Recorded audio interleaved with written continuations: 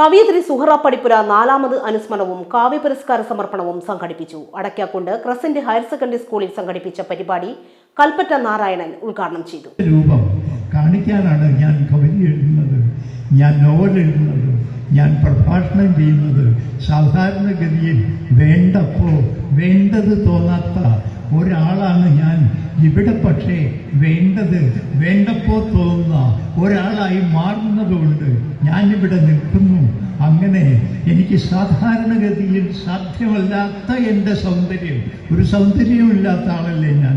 എൻ്റെ സൗന്ദര്യം ആവിഷ്കരിക്കാൻ എനിക്ക് കവിത എന്ന് പറയുന്ന, കഥ എന്ന് പറയുന്ന, പ്രഭാഷണം എന്ന് പറയുന്ന, നോവൽ എന്ന് പറയുന്ന, ലേഖനം എന്ന് പറയുന്ന മാധ്യമങ്ങൾ സാധ്യമായി.